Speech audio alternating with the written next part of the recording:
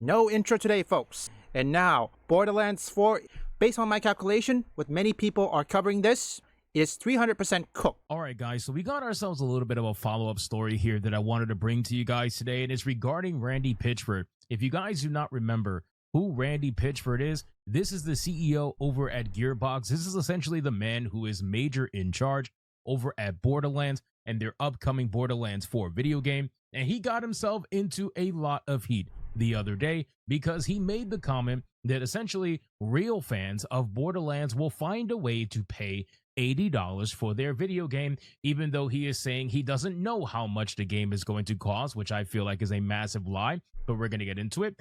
He is trying to tell you that real fans will find a way, right? You're going to find a way to pay that $80 that they're asking for this brand new video game. It's essentially the same thing as the third one, just with a little bit different features. But hey, it's the same thing, but $80 is the prime price, and you're going to find a way. Well, now apparently he is fully backtracking. And when I say backtracking, I mean, look at this insane post. He doesn't even know what a paragraph is. This actually hurts to read, but I'm going to go through his entire response because I got to tell you, it's hilarious, and it's a meltdown that I think everybody should know of. Okay, let's think about that for a second. First off, look, if someone raised concern about the price, you don't say things like, oh, you'll find a way. If you're a real fan, you'll find a way to pay it. Dude, the economy now is a dumpster fire. Let's continue forward. I'm dumbfounded on this guy. Let's just say, and Randy Pitchford is known for doing this way. He'll say something that is just off the cuff ridiculous, and then later down the line, he's going to end up having to do this big apology tour, just like he's doing right now. So let's break down this entire response, and again, please give me some time to get through this because there is no paragraphs, there is no nothing. It is literally a massive wall of text. And not only that, the replies are absolutely hilarious, which we're going to get into the replies in a second. But let's read his response. So here's what Randy Pitchford said as he's responding in his thread that has to do about, I don't know, backlash on Twitter and a cat video. It's the weirdest thing. So he says, I am sorry that there was a misunderstanding. Yes, a misunderstanding. I'm sorry, I can't help but laugh. A misunderstanding. It's always a misunderstanding when you didn't get the response that you were hoping for, right? A lot of these CEOs and executives, they always have this mindset where they say something that they know is freaking ridiculous. And if they don't get the response they're looking for, well, suddenly it's your fault for misunderstanding. Sorry, you are too stupid to get my genius kind of a thing. But the absolute sincere truth is that I don't want anyone to pay any more than they should or are comfortable with, and I always work with the intent and hope that a customer always feels they got the better end of the deal no matter what they pay. The actual context was that a guy replied to a post about Borderlands 4 on the Nintendo Switch 2 was warning me that if the price ends up being $80, that the game will fail. What I was trying to do was explain that it wasn't my call, but that if a $10 price increase does happen, since that's obviously where the industry is going. I'm glad he admits it, by the way. I'm glad that a CEO of a company is admitting it while everybody else is trying to deny it. It's a pretty rare thing, although I have to say, the one thing he says about this, I don't think it was on the Nintendo Switch 2. I think that post says if the game turned out to be $80, don't go that route. That's it. It doesn't say anything about Nintendo Switch. That's what I remember. The previous video that I told, look, you can't justify either $70, $80, or even $100, but you're gonna have to make sure that the experience is worth it. Don't charge $80 for a broken product. You think gamers are gonna buy that? They're not buying slop. But then again, this is the AAA. What do I expect? Oh, well, you know, tariffs and budgets and all this stuff. You know, we don't want to do it, but we have to do it, right? Everybody's trying to dance around it. So I'm glad there's a CEO out there that just flat out says, yep, this is where we're doing. This is where we're going. And you already know, by the way, that Borderlands is going to be $80, right? I feel like that's obvious at this point. But in any case, he says it will be okay. And Borderlands 4 will be okay because it's a great game. And there are a lot of fans who will see the value and will want it. I think my trying to shorthand the using the phrase real fans triggered some people. And I saw that it got inflated as if I was making some big statement. I wasn't. I was just trying to help someone who thought was sincerely worried about us and looking out for us. Bro, stop it. Does anybody really believe him when he says that he was just looking out for the fan that was worried about them and the company? He wasn't worried about them and the company. Yeah, I wasn't shocked by this. This is pretty much gaslighting. He was worried about whether or not one of his favorite franchises was going to try to rip him off for another $10 that he was already spending, you know, probably high enough as it is at $70 and didn't want to do that. right? But he must love Borderlands so much that he was willing to buy it at $70 and was hoping that it wouldn't be 80.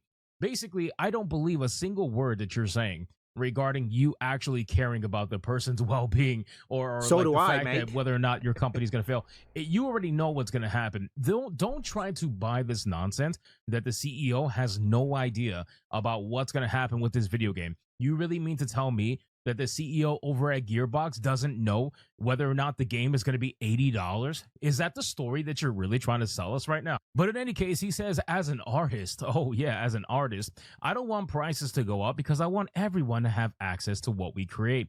I get that business is a thing and that the market and economy are driving prices up, and sooner or later we're going to have to all adapt to that so that the creative engine can make at least as much as it spends to provide us with amazing content. Whatever the case, I'm here to try to entertain people, and my priority has always been to add to some joy and happiness and creativity to the world. Really quick, I find it hilarious that he's trying to say, yeah, we got to raise the prices because, we got to at least break even with the content that we're making so we can continue to provide amazing content that you all enjoy. Says the companies, by the way, that are reporting record profits, right? You have multiple major studios, AAA studios, that are reporting record profits every single year because of the amount of money they're making from DLCs, expansion packs, microtransactions, everything other than raising the price by $10 on those video games, and yet they still say that they have to raise the price by $10 in order to in order to basically make up for the budgets that are increasing and whatnot. These people are greedy as hell. And this is the reason why AA, indie, and even games made in the East are now thriving. Well, yes, they're probably at $70, but hey, it's better than nothing. AI limits, like, how much is it? In my country, it's about 100 Malaysian ringgit, which should take around, what is that, $25? Something like that? I'm gonna have to put on the screen on the conversion, okay? What else? Atrel Yumia. How much did that cost? Or better yet, Stellar Blade PC port. 250 Malaysian ringgit, which is more like $70. In this case, $60. Something like that. Somewhere around the lines. 65 something. But that was a good experience. Look, when I first bought myself the first PS5, you wanna know what it cost me? 2,800 Malaysian ringgit, including Stellar Blade. Alone, together, it's about around $700. Let it get it twisted. These people are absolutely greedy. They don't have to raise the price to $80 because that's why microtransactions were created. This whole mindset about DLC, loot boxes, microtransactions, all of this mindset was created in order to monetize a video game further to make up for the fact that video games were becoming cheaper and they weren't at the price that these studios wanted them to be at. Now that they have people, in the mindset of being used to microtransactions of all kinds, now they're trying to double dip and raise the price of the video games as well because they're not going to get rid of the DLC. They're not going to get rid of microtransactions. They're still going to nickel and dime you for every little thing they can, but now they're trying to raise the price of the video game and guilt trip you into thinking that they have no choice in doing so. Otherwise, they're going to go broke. It is such a BS excuse. Do not believe these people. Do not believe these studios. It is a massive lie, and their earnings report prove that, right? And almost all these AAA studios are experiencing this. Obviously, there are some other studios that are struggling. I'm looking at you, Ubisoft. I'm looking at you, BioWare. I'm looking at you, even EA. Some of the studios that you own are struggling big time. But EA as a corporation is record profits from microtransactions. EA even said that they're not going to raise the price of their video games because they don't have to. And all these studios are the same exact way. And yet they're trying to raise the price and convince you that they have no choice. So anyway, he says, whatever the case, I'm here to try to entertain people. My priority has always been to try to add some joy and happiness and creativity to the world. To whatever extent I succeed at that, I am grateful and honored to take on every effort with passion and humility. May I recommend you consider the people who create entertainment you enjoy are actual real people. Randy, don't forget, the people who bought those games are also human being numbnuts. Seriously, are you a fucking retard? Who in their right mind want to suggest a price increase? And if that game that you increase the price is broken, yeah, good luck finding an audience. And don't use the modern audience excuse. They won't come. Seriously, Randy, did you know that the people who's going to buy these games are actual human beings as well? You know what? Let me just rephrase that. Randy, listen, just give gamers a good game. We don't care what you do in your personal life. If you gaslight people, because this post right here is gaslighting, okay? Oh my god. Randy's not even taking criticism. And that's the reason why it's 300% cooked. who sincerely are working to try to make cool stuff. I have dedicated my life to video games as entertainment, and I've made the choice to be accessible on here. It's another guilt trip, by the way, where they try to constantly say it's real people that are making these video games. Guess what? It's real people making other products too. And those are the products that get criticized every single day. They get criticized regardless of whether or not it's made by real people. Nobody cares. All anybody cares about is whether or not the product works for them, whether or not it's a good value, and does it offer everything that it said it was going to offer. It's the same thing with video games. So you guys, I swear, man, when it comes to the entertainment industry, they're constantly using the guilt tripping strategy to try to make you feel bad for even thinking about criticizing their video game in any negative way. It's real people, guys. Real people are behind this game. Please be nice to us. Please be nice to the real people. It's such a joke. Anyway, he says, I don't want to let edge cases ruin that for the majority of people who find value in using this medium for a positive connection. But I cannot help that there's a part of me that doesn't want to at least try to help those that don't get it to gain some perspective and some dignity in how they choose to interact. Okay, first off, Randy, that's bullshit. The people who buy these games, they're real people as well. Don't even use guilt trip to avoid criticism, okay? Oh, no. You're not getting away. We don't care what happened, and it's bad for people laying off, but if you give gamers a good experience, a good product, one that is not broken and polished, then you get sales. All gamers cared are good games. That's it. Nothing more, nothing less. I mean, I'm perfect. You definitely not. And I don't deserve any less latitude than anyone else. I choose to think of others with the most amount of charity, and am often surprised to discover some that jump to the worst possible way to consider a thing as doing that is just counter to my nature. So again, this was one massive meltdown rant where he is basically trying to, backtrack his statements, and he's trying to totally come off as sincere. Guys, I'm so sincere. Think about it. All I want to do is make people happy. All I want to do is just make people enjoy video games. That's all I want. And if I can break even at it, that's fine. I just don't want to lose any money. You're not losing any money, bro.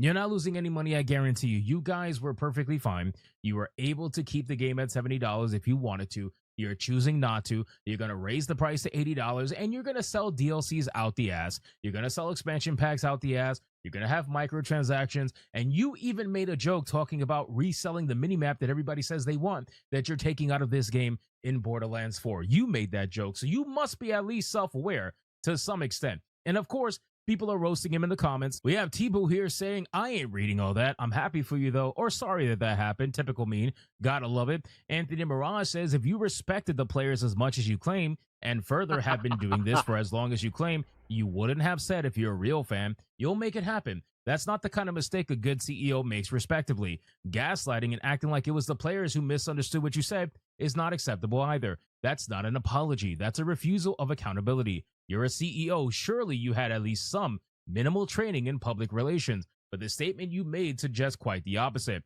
As far as the cost of the game, God, this guy's cooking. Don't try and justify it by blaming the market. You developers and CEOs, as well as your shareholders, have been waiting for an incident to happen that would allow all of you to increase prices on these games. The market is actually not heading towards the direction of vastly inflated game prices, as you claim. There are a multitude of game developers who have created beautiful experiences for players for only $50 to $60 in the year of 2025. You guys are not the victims in the industry. The players are as a result of your higher-ups sitting in your executive boardroom with your shareholders trying to figure out how you could take more money from the players. You've yet to release an official statement to the tens of thousands of players you alienated with your comments. The best you can seemingly do is release a toxic gaslighting apology, yet again shifting the blame onto the players by acting as if they misunderstood what you said. It was pretty clear you had zero sympathy for players who were concerned about the prospect of Borderlands 4 costing $80. When you and your team start sharing player milestones over sales and paying your gaming journalists to act like those figures are true, we'll all know if the game does fail. One of the major things that caused it was your interaction with your players, the one who pay your bills, and the blatant disregard you had for addressing their concerns. As a person, I wish you the best. As a CEO, this was not how you should have handled this situation. Man, this guy cooked. As a person, yes, we wish you the best, but as a CEO, no, that's not how you do it. People raise concern. I'm betting that person who warned Randy not to go for the $80 must have some issues or perhaps have budget constraint. Now tell me something. To all my viewers who are watching this, regardless of where you're from, what is your average salary? Say it in the comments. For me, mostly 1,000 Malaysian ringgit averagely. And guess what? I didn't buy anything that I deem unnecessary. I buy what I need and then I save a lot of money. I'm trying to buy things that I know will give me more values and most importantly, return on investment, ROI. You need something like that. If your consumer raise concern, you cannot just say something like that, saying that if you're a real fan, you'll find a way to make it happen. You don't do that. It's similar with a YouTube video. If people give you criticism, you have to accept it, do better, and after that, move on. Listen to criticism. Don't gaslight people, okay? That's surefire sign that you will not succeed. I will always keep any criticism. Whatever criticism people have, they're allowed to. And I did not censor anything. Look, I'm not Quantum TV, okay? I will listen to criticism. Look, I listen and I do better. Like for example, there was one time I received a comment where people say to lower my gameplay voice way down, which I did. It was working. I'm still learning on that one, but don't worry. If it's still too loud, I'll try to either lower it or cut it out. We'll see for certain. Well, Borderlands is gonna get sales. I mean, that's for sure. But sometimes you have to understand all it's gonna take, and I do mean this. It's going to take just one wrong move from either Randy Pitchford or any people in Gearbox to tear Borderlands 4 to shreds. Remember Captain Price's quote? How quickly people forget that all it takes to change one course of history is the will of a single man. I'm gonna continue using that quote. It still speaks volume today. Adam, I was very surprised when I first met you. What? Back in the colony, we learned that everyone on Earth was completely wiped out. I'm sure it must have seemed that way. But you can't expect Mother Sphere to know everything. Then there are other survivors out there, like you. Yes, but it's rare to see them. Earth is still pretty inhospitable to humans. Leave a like and subscribe if you want woke or anti-woke detected, or you just want to see me play games, or you just want to see trending topics. Visit my second, third, and fourth channel up here or link in the description.